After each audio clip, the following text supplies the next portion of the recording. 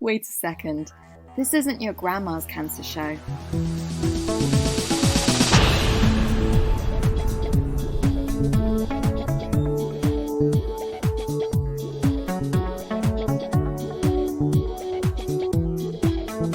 Not your grandma's cancer show. Hi, I'm Tatum Durock, and today we're diving into dating, sex, and Shine Connect. I know Connect sounds a little bit like a dating site, but it's actually a young adult cancer conference. And we had over 30 different workshops at Connect. And in this episode, you're going to get to hear what went on in our dating and sex and intimacy workshop. So I've got the always awesome Kynwyn Giles on Zoom with me. Hi, Kynwyn. Hi, Tatum. And Kynwyn Giles is one of the co-founders of Shine, and she had cancer in her 30s and was diagnosed how many weeks after having your little girl? Who's not 6 weeks. She was 6 weeks premature, and she was 6 weeks old when I was diagnosed. And she's not so little anymore, is she? No, she's turning 13 next. Yeah. She makes fun of my accent. She's she's a proper teenager now. Tell me, how do you go about choosing what goes into a cancer conference? We are a patient-led charity. And for us, creating an event that meets the needs of the people that we support is really important. So our first step is always to do some kind of survey where we ask people, what kind of topics should we cover? And so if you answered that, thank you very much. If you didn't answer it next year because it's really important. But we basically go and kind of look at those issues and say, right, okay, these are things we think we should cover. And then we'll talk to people. And also kind of do like a survey of the media. So has there been anything that's happened that we think we should cover, or what things are becoming more popular or people are more interested in? So like this year, we had a keynote speaker who was talking about the gut microbiome. And the reason that we chose that was we know that the gut microbiome is something that a lot of people are interested in when they have cancer. And so we found a speaker. So that's how we start. And when it comes to dating and sex, is that like one of the things that you hear a lot of people have challenges with, struggle with, are impacted by? What's some of the feedback that you get about that? We hear that a lot. I think what's interesting is that actually a lot of people don't put those on the survey. I think because they might feel a bit uncomfortable or embarrassed. But once we mention it to people, everyone goes, oh, yeah, you should really do that. And that almost seems like the kind of how it goes in healthcare as well around sexual health, right? It really does. It takes someone to bring it up, that. and it's like, there's a lot going on underneath the surface. If someone's listening right now and they're like, this sounds amazing, and they want to know more, they want to see more, can you see the conference even after it's done?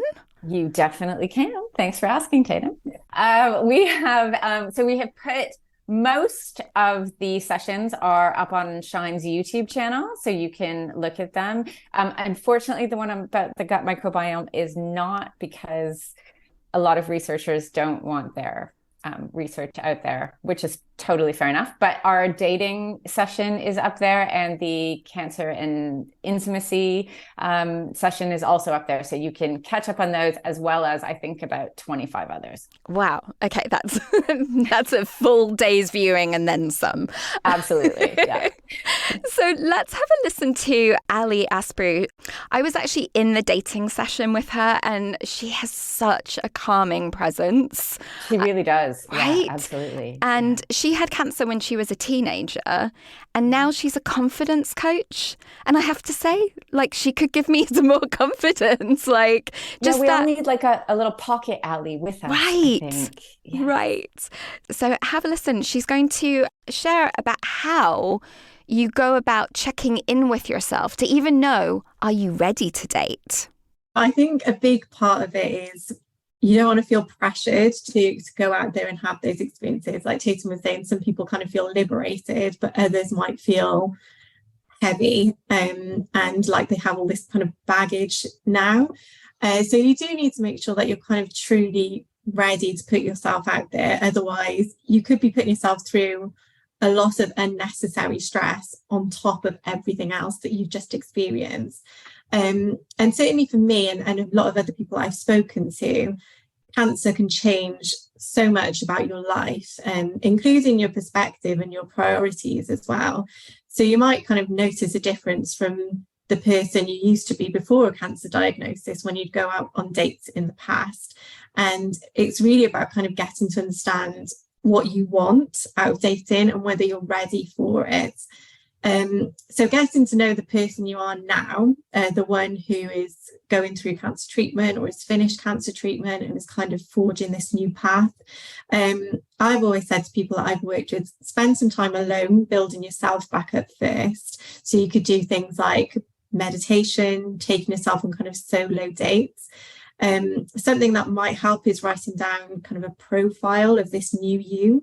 So noting down what's important to you, what's important for you and someone you're dating, and how you kind of want your life to look. Are you looking for someone to kind of settle down with, or are you just wanting to get out there and kind of meet new people? So writing down all of those things can help you to kind of make sense of what you want to get out of dating and whether you're actually ready to get out there again. It sounds really cliche and really cheesy, but I always say that confidence starts with self-love, and it's all about kind of loving yourself first before you go out there and kind of meet new people. So there are 4 aspects to the self. So the physical, the mental, the emotional, and the spiritual.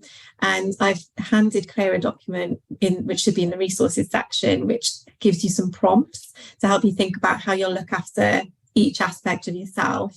But for the sake of time, I know we've only got an hour today, so I wanted to focus on the kind of the physical aspect, because your body does go through so much when you've been diagnosed with cancer. And I know that's something a lot of people, including myself, are kind of affected by and lack confidence in. And your body goes through a lot. It might change quite dramatically. I had to learn to walk again, so that was a big thing for me. I didn't want to kind of walk with a limp or anything. I didn't want to stand out in any way. So being a teenager, obviously a self-conscious teenager, that was a big thing for me. But it might take time for you to kind of get used to your body, how it is now. And you need to make sure that you feel comfortable with yourself before you think about getting physical with someone else, essentially. So somebody told me this, and I think it's a really great tip, is just to start small, just buy yourself a nice rich moisturizer and spend some time moisturizing your skin, showing yourself a bit of love and reconnecting with your body again, and kind of understanding me with my leg, for instance. There's parts of it now which are still numb. It's a different shape to how my other leg is. It's quite different, and you're actually taking the time to understand how my body is now, what my body is like now, how it feels to me. It can help you to kind of start to think of your body as something to be grateful for, I suppose, instead of being frustrated by it. And you start to kind of show yourself a bit of self-love. Using affirmations as well, that's something that really helped me kind of grow my confidence. They need to be quite personal to you so that they actually really mean something. But you might use phrases such as, I'm grateful for my body, or I choose to be kind to myself. And there's another document in the resources section that can help you kind of craft your own affirmations. But I would recommend repeating them to yourself every day. I have my own that I repeat every single morning as soon as I get up, and that helps me to kind of focus on the positives as soon as I get up to the day. Another thing to think about is, in terms of actually going on a date, is the type of clothes that you wear, this type of image that you kind of put across. Wearing clothes that you feel good in can massively boost your confidence. So when I think about how different I used to feel when I was going through chemo and I'd stay in my pajamas all day, it was a massive difference to when I got changed, got dressed, and kind of sat up a little bit, got out of bed and sat in the chair next to the bed. Even little things like that made a massive difference to me. But choosing something that you're comfortable in but also confident in is massive. So me, for instance, I can't wear massive high heels anymore. It's just a no-go for me. I've never really been able to wear them anyway, but now I definitely can't. So it might be that you don't want to wear massive heels. It might be that you don't want to wear a kind of low-cut top, but you need to find something that you're really comfortable wearing, but also makes you feel amazing about yourself. So kind of comfortable and confident is the way forward with that.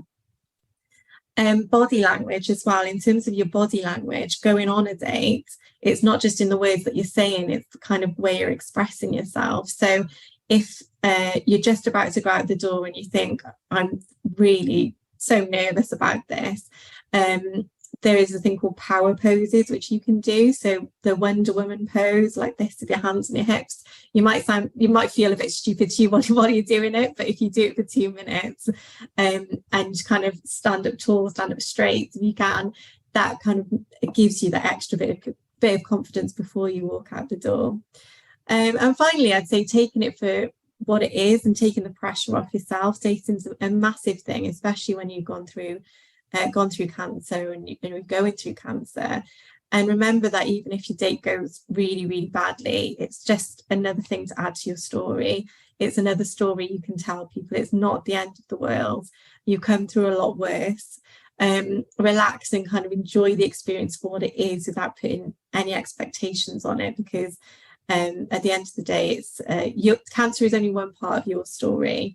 You are a whole person with a lot of other experiences in your life and lots of other interests and things. So just relax and take it easy and kind of take it for what it is. It's just another experience in your life. Kynwynn, how do you feel about that, like that rediscovering who you are post-diagnosis? Was that kind of a whole new world to you? Well, I think so. I have to, full disclosure, I was married when I had cancer, so I wasn't dating anyone. But having said that, obviously, I've been running, Shine with Emma for many years now. And it is something that we hear a lot, because I think whether it's dating or it's work or it's something else, actually, your confidence massively gets knocked when you're so sick, because you never thought it would happen to you. And all of a sudden you find yourself having to pick up the pieces really of your life. And so I think you have to discover in a weird kind of way who you are now when you've lived through all of this stuff. And I think, Ali makes some really good points about how can you connect with yourself. And this whole idea of going on a date with yourself, I think is a great one. Go spend the day doing something that you like. So I used to do that. Your yes day. Yes, your yes days. Yeah. That you talked about. I love a yes day. They're a day that I get up in the morning, I get dressed, I put on makeup, I, wear something that makes me look good, feel good.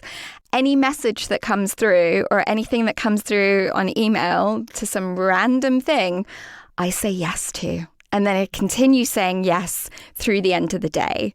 And I've gone on a culture seekers museum visit, and then ended up in a nightclub in North London, and and going from one to the other, because I had to say yes. I had to buy a really cheap outfit, and this was pre-pandemic, go in somewhere and use oh my God, I would never do this now. The tester makeup. To do your makeup. Yeah, before going out. Yeah, that's a whole world of viruses you don't want now. And having worked somewhere, I would never touch those things now. But yes, so a yes day was a day that I could get some stories and also entertain myself, because that's such a big part of it. Do you think you're good company? And can you be good company for yourself? And then you sort of know what you have to offer. Yeah. And I think it's really important. She talks a lot about, what do you wear, and wear something that makes you feel good so that you're comfortable and you're not, worrying about how you look and things. And you can do that on, whether it's a yes day or a date with yourself or whatever it is. And I think, go for a coffee, go for a walk, go see a movie you really want to go see, so that, one, you've got stories for when you're on the date, but two, that what you like, which is a good thing. Yeah. And it's such it can be such a disconnecting time when you don't know what's up, what's down. And, you know, the idea of being around someone else can be really overwhelming. So it's really nice, again, Ali's voice. So calm. Soothing. South Wales, Yeah. so soothing. Yeah.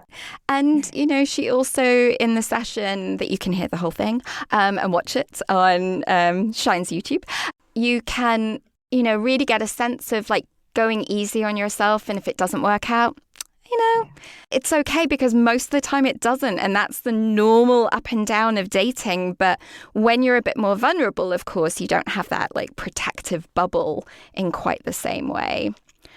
So Claire and Ali actually came up with some tips. So we're going to share those with you now. So this is to make it easy for yourself. Yeah. So, you know, if you feel the need to be assertive halfway through, you know, convenient location, exit routes, a situation where you don't have to be stuck. Because if they are a disappointment, then you can just, you know, feign that text and just get out of Dodge, you know. So yeah, coffee works really well. Quick drink works really well. Got plans later works really well.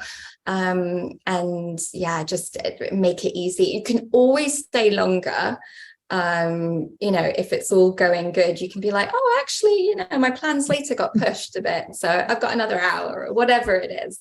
But I definitely, you know, if someone doesn't have the reaction that you want them to have, or, you know, they're not what you thought they were going to be, that you can get out. Talking of texting, sharing the experience and having a few friends who know what's going on. So texting your friends beforehand or on your way for kind of words of support and encouragement. Having that kind of little network around you is always really great when you start dating again. Absolutely. It's like having little cheerleaders in your pocket, isn't it? Yeah. People who love you and think you're great, just telling you that you're great is really what you need on the way. Always. The third one, we've kind of covered this, so I won't linger on it, but take time to work out your story. Work out exactly what it is that you want to tell and how you want to tell it before you get there. Just like we said, practice with neutral people. You could try out that model, see if it helps in a way that feels natural for you, and then that might help you feel that the timing of that conversation, it might just feel a bit more, oh yeah, now's okay because I feel confident about it. Yeah, the more you do, the easier it gets. Like, I think that setting out some practice dates, don't be put off by feeling exhausted by the first date. You know, that tension is going to be high, especially the first few after cancer, but like just knowing that it does get a bit easier as it gets a bit more normal. Giving the other person the opportunity to react in the best way they can. So giving them time to think about what you're telling them.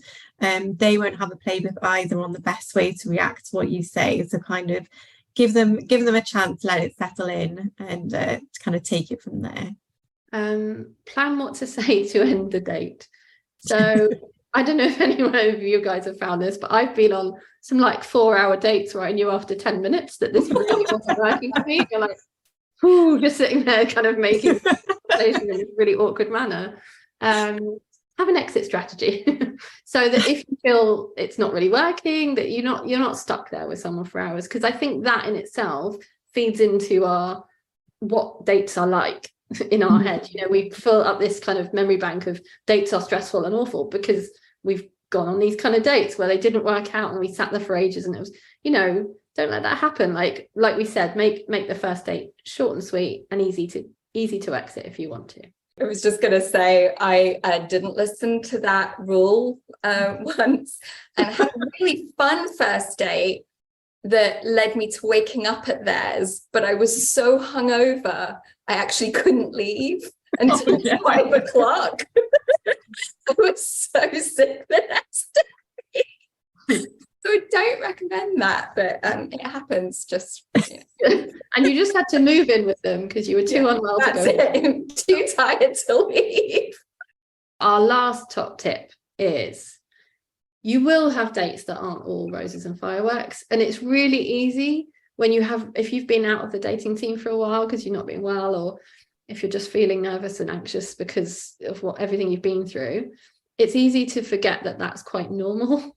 Like actually dating is up and up, you know, has its ups and downs, and the fact a date hasn't gone brilliantly won't always, you know, it will rarely be to do with cancer. It will be to do with the millions of other reasons that people come with baggage, and we all have this, and it sometimes can be quite useful to talk to your friends who are dating, just to kind of get a gauge on that it is an up and down experience for everyone, because I think it can, like we said, it can knock your confidence, which already might be a bit low. The top tip really here is, if dates don't end up in a relationship, that they don't really work, just count that off. That was a practice date. That was one where you tried it out, you had some chat, you were just warming up your stories, your anecdotes, but eventually those experiences will lead to the one date that does work and does work out, and you will have a relationship from. So think of this as just getting more experience rather than a bad date. So those are our top tips. So Kynwynn, what did you think of those? I think they're great, because so many of them you could apply to different parts of your life, whether it's dating or not. But I think for dating, it is really important not to put too much pressure on yourself, and to recognize that the date might not go perfectly. I also do really like the idea you should have an exit plan, mainly because I feel like I live my life with some kind of exit plan. I always like to live near an international airport so I can leave.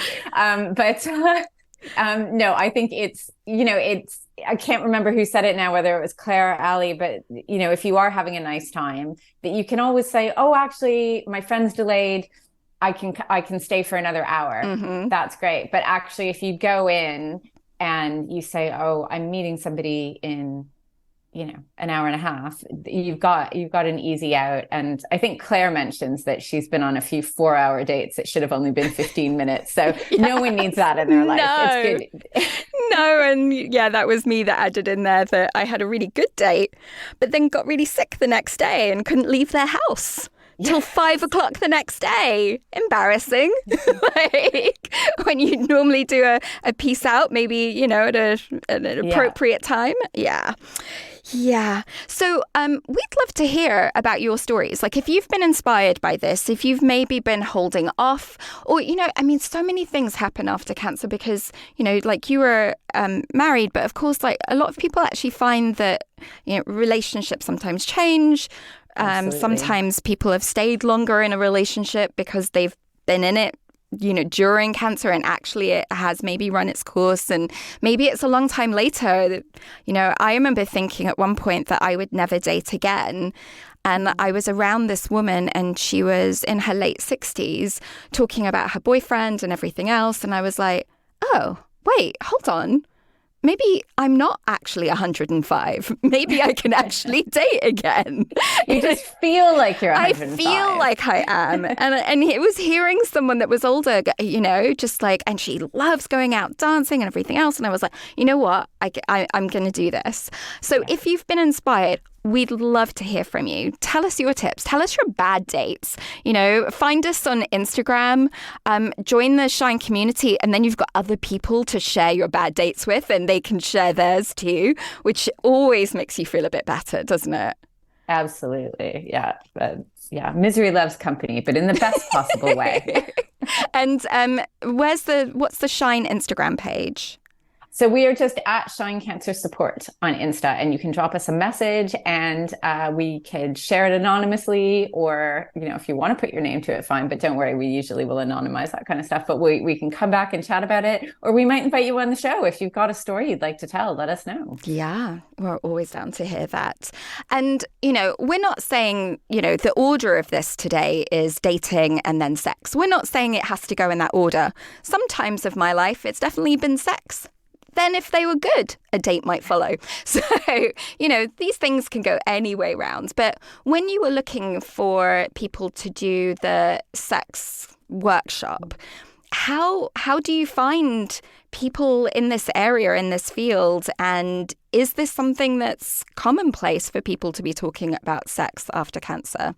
I think, well, not enough people talk about it. And it can be really hard to find experts and people that are available. I think one thing I loved about Cheryl and Sarah, who we had on as part of the conference, I met them actually back in the summer, and it was purely somehow, I can't remember how, I had come across a really beautifully designed booklet on cancer and intimacy.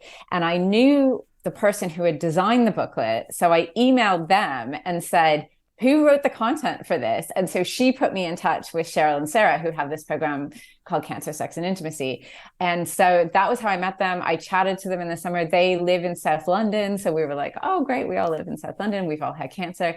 And I think for me, what was really nice is that it gave us the ability to have a patient-led session, because it is really different. There are some great experts out there, but to have people who have had cancer and been through it and can speak from that point of view just seemed like a great opportunity. So I had them on my list for about 6 months, actually, saying, okay, I got to get these guys to come along. Brilliant. We're going to hear them introduce themselves now. This project came about really from feelings of, I would say, feelings of injustice around the kind of lack of conversations that happened around cancer, sex, and intimacy. So my personal story is that I was diagnosed with Hodgkin's lymphoma in January 2017. And my treatment was quite complex. I ended up having a stem cell transplant. And along the way, I was always being told about the side effects that would happen to my hair, my stomach, my just my skin. You know, I was told about all those kinds of side effects, and fertility was discussed as well, which is great, but never was sex talked about. Never once was I asked. And when I found after my stem cell transplant that actually I was having some quite difficult, some quite strange and unfamiliar side effects, I felt completely lost. I was shocked. So I found that after the stem cell transplant, that sex was actually very painful. When I came to have sex with my partner, penetrative sex, it was excruciating, and I had no idea why. And for along my cancer journey, actually, sex had been something that was quite comforting, and it made me feel kind of a bit more connected to my body when all these terrible things were happening. And then after my stem cell transplant, to find suddenly I was kind of left in the dark with this pain that I wasn't remotely expecting, it was hard to deal with. So it took a long time to pluck up the courage, but I did ask my CNS, and I was unfortunately met with the response of, oh, I've never heard that happening. Maybe try some lube. And then that was it. The conversation was shut down. And obviously, when you've had an experience like that, you don't really want to ask again. So I just felt angry after that. So I kind of felt like I wanted to find out, does this happen to other people? Does this happen to other women? I mean, I had a blood cancer. Maybe they didn't know this happened, but actually talking to other blood cancer patients, it's not uncommon at all. Stem cell transplants are, it's highly likely that you go into early menopause with that. That wasn't really talked about. And pain is also very common, depending on the root of that pain. So I just felt disappointed that my healthcare team that were meant to be looking after me didn't bring that to the table. So it was sort of off the back of that, kind of getting a bit of a shrug off from my oncology teams, that I was like, okay, let's do a bit of detective work. Let's take this into my own hands. And luckily I came into contact with a lovely Macmillan health professional who listened when I spoke about, actually, this is one of the biggest issues I'm having in my recovery. She listened, and I came up with a thought in the moment. I was like, we should do a sex toy workshop for women living with and beyond cancer. Wouldn't that be great? Something fun, something non-clinical. And thank God she said yes. And it was then through lots of discussions and lots of kind of meetings in cafes. This was before the pandemic. We came up with the idea of doing a sex toy workshop in partnership with an amazing sex positive shop called Shush. They used to be based in Hoxton in London, but they're now mainly online. And they were established in sort of the 90s, and they've always been about like mainly focusing on female pleasure, but just pleasure in general, and pleasure seekers, people that want to connect with their body in new and exciting ways. So they felt like a great partner for this, because a lot of what you want to do during treatment or after treatment is to kind of reclaim parts of your body that you maybe feel have changed or you've lost something along the way. So the first one was in person in October 2019, where it was a group of about 12 women. We all got together in a group and just talked, shared stories, and it was really beautiful. Different cancers, different ages, completely different people just sharing this sort of, in a way, similar narrative of not feeling listened to and not feeling like that part of their life was important. And that's where I met the absolutely amazing Cheryl, and that started us on the journey of cancer, sex and intimacy. So Cheryl, I'll pass it over to you. Thank you. So I'll backtrack a little bit. So my name is Cheryl, and I've got stage 4 neuroendocrine cancer. My cancer was found quite late. Never heard of it before. It was completely unheard of, and it's deemed to be one of the more rare cancers.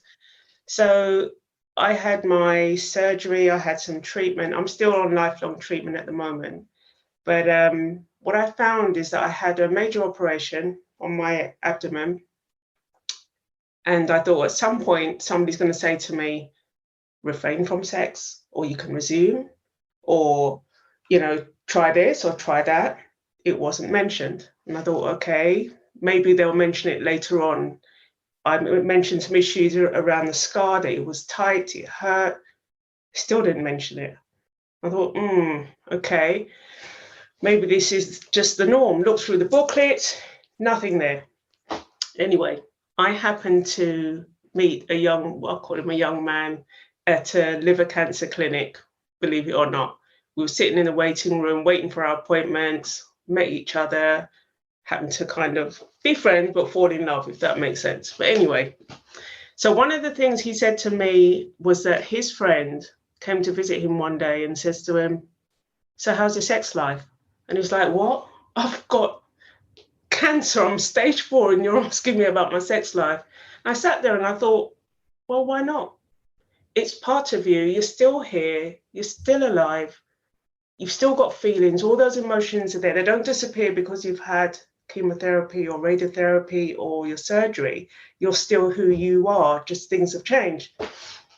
So I started asking the questions. I thought, this is odd. Nobody's mentioned it. He's mentioned it, or a friend has said it to him. So let me start asking the questions. So I put a little survey together, sent it out to a few friends. They shared it with their support groups, like for breast cancer and ovarian cancer, different groups. And the shocking question that I asked was, how many of you were basically asked about your sex life since you've been diagnosed with cancer? 92% of the women said they had not been spoken to. 92%. I just couldn't believe what I was seeing. Anyway, at that point, I'd started to link up with the lady at Macmillan, the engagement lead.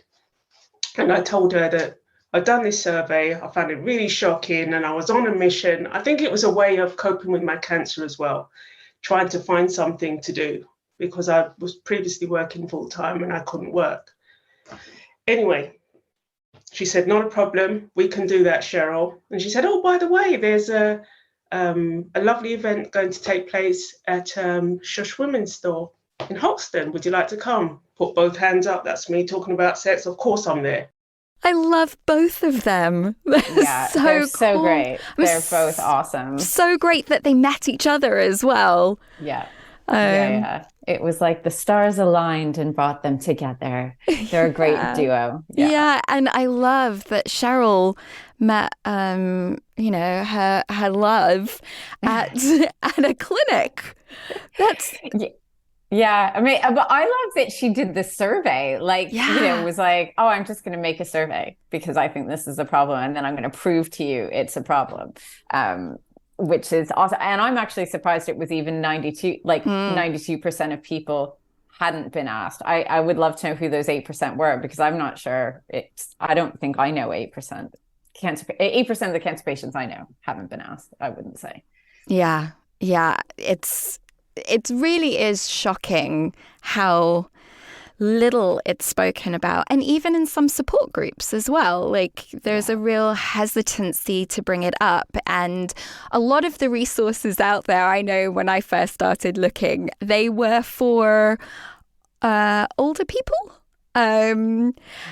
And that is quite different at that time of life, you know, and, you know, your needs or your desires. And, you know, not saying that you can't be like, you know, obviously I want people in their 70s, 80s and 90s to be going at it and having a brilliant time. But in that literature written for, you know, an older demographic, it doesn't translate to a 25-year-old, to a 31-year-old. No, and a lot of it is really clinical as well. Like, you know, white pages with an Arial size 12 font in black, and that's it. No photos, nothing. And I think pink. That's pink. Oh yeah, pink, maybe pink. If you're dealing with breast cancer, they might talk about it, but possibly blue if you have prostate cancer, but that's not going to help many people in the Shine community. But I think that's why we will put a link in when we post this to the Cancer, Sex and Intimacy email address or the Instagram page, so you can order a booklet, because their booklet is really beautifully illustrated, and it's just kind of different. It looks nice. It looks like something you'd like to have. It looks like a coffee book table. It does. Yeah. A coffee table book. Yes, that's it. That's the one. Yeah, like you'd want that out, you know, for people to browse when they come over. So Sarah and Cheryl in this next clip are going to give us a bit of a lowdown on lube and toys. There's so much you can do as well, you know, like the array of toys, the array of wonderful lubes. There's not just one lube out there. There's just a wonderful array and wonderful new routes to pleasure that just aren't being it's not like doom and gloom. It's actually can be exciting. It can be, you know, it's a journey. It's going to be a difficult one, but it is like, yeah, I mean, and that's what we want to discuss a little bit as well, like some of the exciting ways to bring back pleasure. And that's what a lot of the pleasure and intimacy is about. And for me, one of the big things is just finding toys that work for your body as well. Like I'm someone that really does enjoy using some mechanical assistance, and like the world of sex toys is wonderful. I mean, it's not just sort of like a buzzing toy with one set that it maybe feels too extreme, perhaps if there's a sensitivity, whether it's after surgery or something, but you can get these wonderful vibrators that just have the most gentlest of rumbles that can help you reconnect with yourself sexually after cancer, or even just using them on parts of your body and finding new erogenous zones. It's really, there is all of that out there. Yeah, and the lube they mention in it as well is the Yes products. If you want to hear the whole thing and want to see it, again, it's on Shine's YouTube page. Look up Shine Cancer Support on YouTube. You will find it there. Because, there's so much good stuff. Oh, and they even mentioned that sometimes you can get lube or vaginal moisturizer free on prescription. Yes. So it's quite a handy. So it's definitely like a really great workshop to get some ideas, know that you're not alone in what you're going through. And if you've had cancer, prescriptions are free. So you can get your free lube. And then you can just go to town. Use as much as you like. Well, you can. I liked how my favorite word in that is your route to pleasure. I was like, oh, I've never really thought of it that way. But routes to pleasure. And then also we're talking about like the gentle rumbling of various toys. So it doesn't need to be, you know, shouldn't be harmful or painful. It's just a gentle rumble. Yeah. I love that. And they do talk about, you know, intimacy isn't necessarily something that you have to do with someone else. Like you can find that pleasure by yourself and have a great time. And again, a little bit like where Alice was talking about in the beginning about that reconnecting with yourself and your kind of body as it is now. And maybe you have different requirements, really, what you're looking for as well. Because for some women, not everybody, but postmenopausal women, actually increased vibrations can do the trick. So whereas they might have not even been interested in toys before, actually sometimes the extra input, I think they described it as, can actually be more beneficial. So literally even what you like sexually might completely change. And so it can be a time of exploration. Yeah, and I think Ali, in the first kind of clips that we heard, she talks about like getting to know your body again if you've gone through surgery, and simple stuff like, using moisturizer. And if you've had surgery in your body, you could use moisturizer on that part of your body just to get to know it in a gentle way. And I thought that was really nice and kind of linked really nicely into what Sarah and Cheryl were talking about.